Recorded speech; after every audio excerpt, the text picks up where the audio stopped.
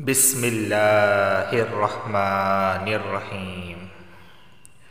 वल असर वल असर वल असर इन्नल इन्नल इंसाना इंसाना लफ़ी खुस्र लफ़ी खुस्र इन्नल इंसाना लफ़ी खुस्र इल्लल्लज़ीना आमनू आमनू व अमिलुस्सालिहाति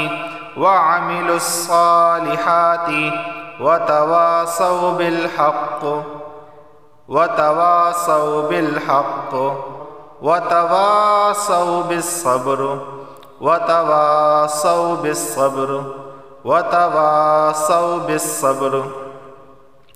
दोस्तों, आज हमने सूरतुल असर की तिलावत की है और इसका लफ्ज़ी तलफ़्फ़ुज़ बयान किया है। अब इसकी तजवीद बयान कर देता हूँ। ये सूरह असर मक्की सूरत है और इसके अंदर 3 आयात हैं। कुरान की 103 यानी कुरान की 103 वाली सूरत है। 103 नंबर पर इसका नंबर आता है। बिस्मिल्लाहिर्रहमानिर्रहीम। वल असर इन्नल, यहाँ पर देखें नून पर तशदीद है और जब भी नून पर तशदीद आए, नून और मीम जब भी इन पर तशदीद आता है तो गुन्ना होता है। तो यहाँ पर नून पर तशदीद है तो इस वजह से देखें मैं यहाँ पर गुन्ना कर रहा हूँ और इस गुन्ने के अंदर ज़बान की नोक ऊपर के तालु से लगती है। इन्नल, जब आप इन्नल बोलेंगे तो आपकी ज़बान की नोक ऊपर के तालु से लगेगी। इन, देखें इन, ठीक है। इन्नल इंसाना, अब ये वाला जो इंसाना वाला गुन्ना है ये इख्फा का गुन्ना है, क्योंकि नून साकिन के बाद सीन आया है और सीन हुरूफ़ इख्फा में से है तो इख्फा वाला गुन्ना होगा, यानी ज़बान की नोक ऊपर के तालु से नहीं लगेगी और एक अलिफ के बक़दर यहाँ गुन्ना करेंगे। इंसाना, देखिए मेरी ज़बान के नोक ऊपर के तालु से नहीं लग रही। इंसाना इंसाना, ठीक है। लफ़ी खुस्र, या साकिन से पहले ज़ेर आया है तो इसे एक अलिफ के बराबर खींच कर पढ़ा जाएगा। लफ़ी खुस्र खुस्र खुस्र, ठीक है। इल्लल्लज़ीना, या साकिन से पहले ज़ेर आया है तो इसे एक अलिफ के बराबर खींच कर पढ़ेंगे। इल्लल्लज़ीना लज़ीना, या साकिन से पहले ज़ेर है तो एक अलिफ के बराबर इसे खींच कर पढ़ा है।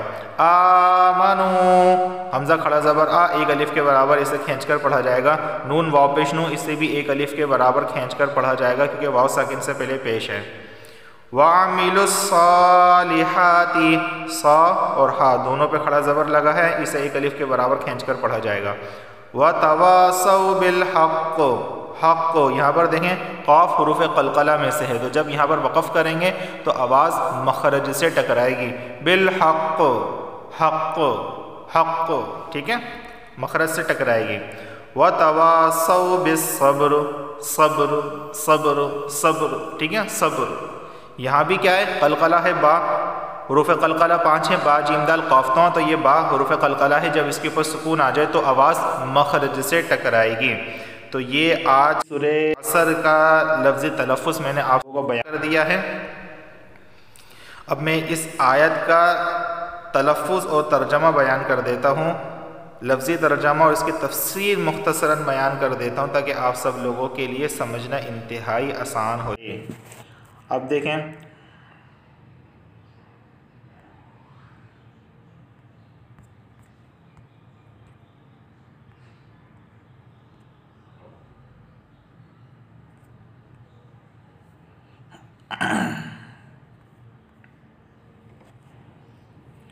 वल असर, कसम ज़माने की कसम। अल्लाह तबारक व तआला ज़माने की कसम खा रहे हैं, यानी तारीख़ इस बात की गवाह है कि जो लोग नेक काम करने से महरूम हो गए, जिन लोगों ने अच्छे काम नहीं किए, जिन लोगों ने अपनी ज़िंदगी बुरे कामों में गुजारी है, वो लोग खसारे में हैं। उन लोगों ने अपना बहुत बड़ा सरमाया खो दिया है, अपनी ज़िंदगी बर्बाद कर दी। इस बात पर तारीख़ गवाह है, इसीलिए अल्लाह तबारक व तआला ने ज़माने की कसम खाई है।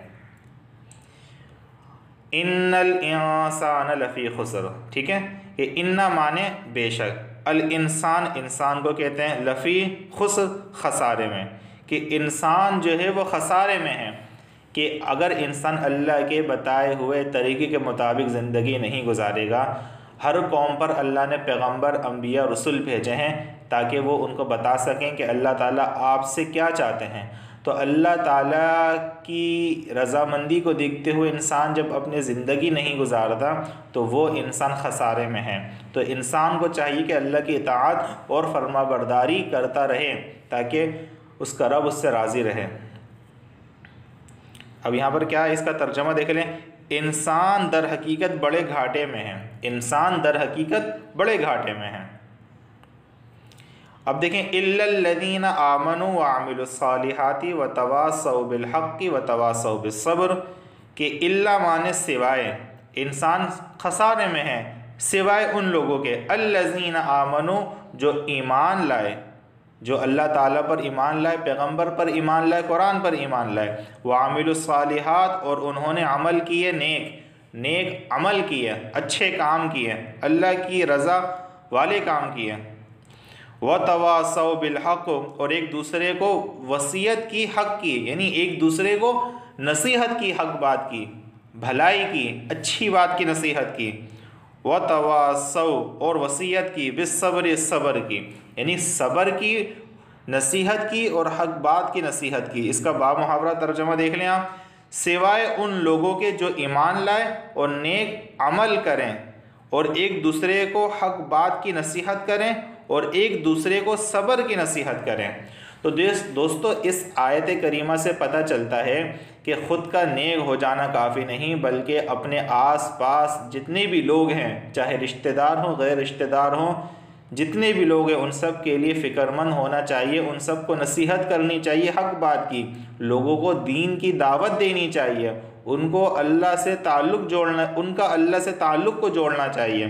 तो हक़ बात की नसीहत करते रहना चाहिए कि देखो आप ये जो काम कर रहे हो, इस काम से अल्लाह ताला की नाराज़गी पैदा होती है, लिहाजा इस काम से बाज आ जाएं और ये काम ना करें वरना अल्लाह का अज़ाब आ जाएगा या आपको क़यामत के दिन रुसवाई का सामना करना पड़ेगा।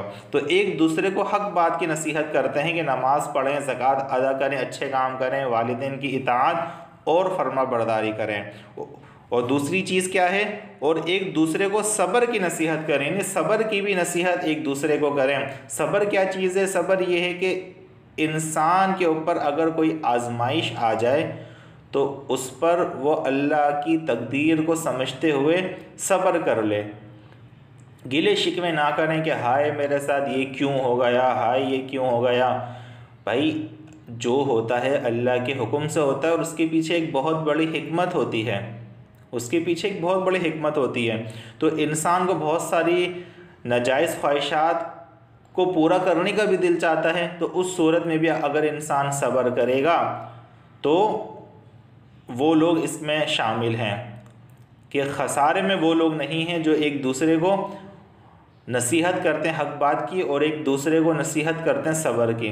तो बुरे काम से बचना भी सब्र है कि इंसान का दिल चाह रहा है लेकिन वो अल्लाह को खुश रखने के लिए, अल्लाह को नाराज़ ना करने के लिए वो गलत काम नहीं करता। तो ये आज की सूरत का लफ्ज़ी तर्जमा, तलफ़्फ़ुज़ और तजवीद बयान की है। उम्मीद करता हूँ आप सब लोगों को आज की वीडियो अच्छी लगी होगी। अगर वीडियो अच्छी लगी है तो लाजमी वीडियो को लाइक कर दीजिएगा और चैनल को सब्सक्राइब कर दीजिएगा।